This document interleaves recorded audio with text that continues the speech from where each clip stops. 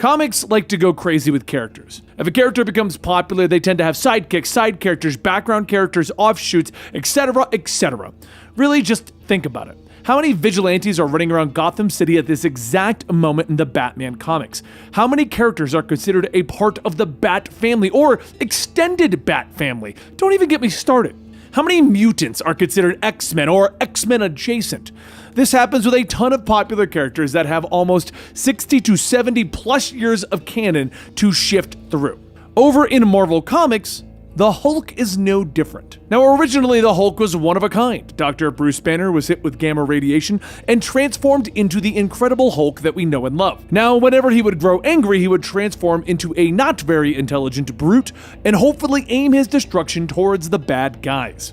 But that was a long time ago. Now, Banner has several different versions of the Hulk, several different personalities, and an extended Hulk family. Now keep in mind, we're not going over everyone that has been affected by gamma radiation, nor are we going into the Hulks of the multiverse. These are the characters currently considered canon in the Hulk family and in his own variations of his mental state. First up, we've got Bruce Banner, the Hulk himself. First appearing in The Incredible Hulk #1 in 1962, the granddaddy of them all was, of course, the Hulk. Created by Jack Kirby and Stan Lee, Bruce Banner was a brilliant scientist who was exposed to gamma rays when he tried to save the life of Rick Jones. Bruce transformed into the Hulk when he would grow angry, and as he grew angrier, he would grow stronger. This caused the Hulk to be seen as a monster, and he would leave patches of destruction across the US as he fought against supervillains and his own inner demons. The Hulk has changed slightly over the years, growing stronger than his original version, and like many other heroes, the Hulk has also changed himself over the years. As Bruce tried to reconcile and fix his condition, we were given different versions of the classic Hulk. Grey Hulk saw Banner retain a level of intellect, while also becoming a bit of a smartass, but Grey Hulk was noticeably weaker than the standard green version of Hulk. Grey Hulk would also then move to Las Vegas and become an enforcer for the mob, because why not?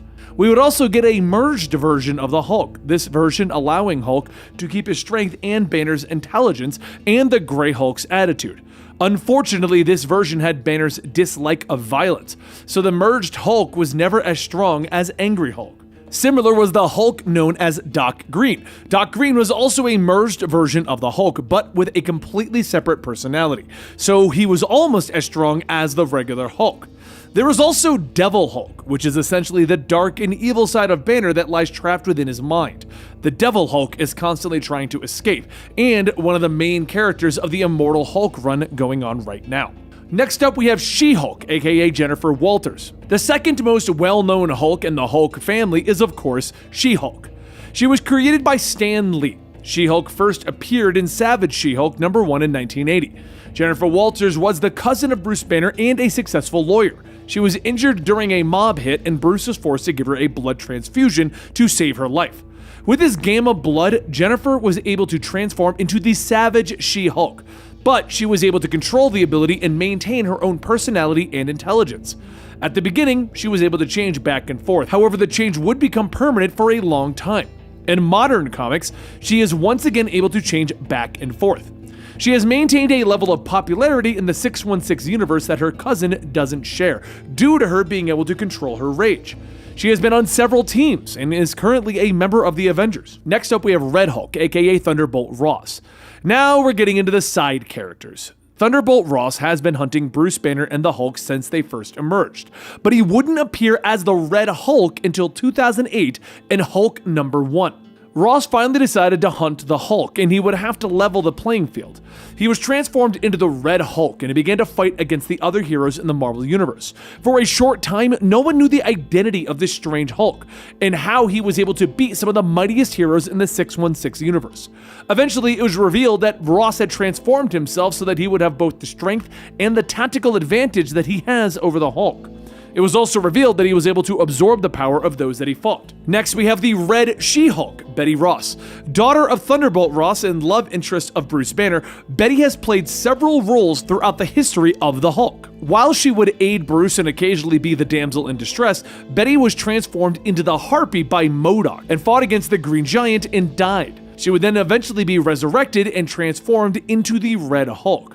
Fueled by her rage, the Red She-Hulk fought against many members of the Hulk family, but it was also revealed that she is actually stronger than Jennifer Walters.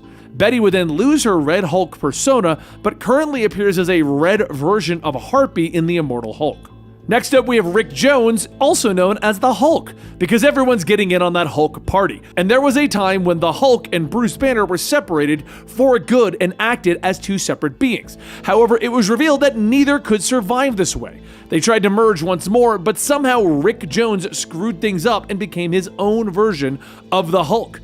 This, of course, did not last long. Next up on our list is Scar, the son of the Hulk.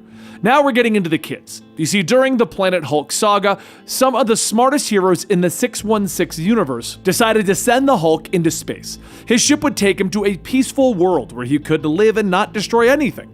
But when he woke up and became angry, he trashed his ship and sent it off course, crashing it into a war-torn world known as Sakaar. There he had John Carter levels of adventure. He became a gladiator, killed a tyrant, and became a ruler, and then fell in love, and watched as this new world that he had adopted was destroyed. Blaming the heroes of Earth for sending him, he then returned to wage war on Earth. But what he didn't realize is that he left a son on Sakaar.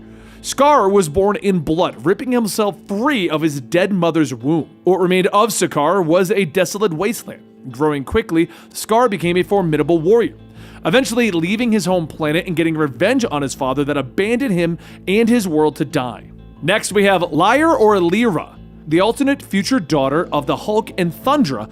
Lyra first appeared in Hulk Raging Thunder #1 in 2008. She was sent back in time to stop the extinction of her future. She isn't the strongest of the Hulks, but she is still quite formidable. Soon after arriving, she decided that she would stay in the past and join the ranks of Armor.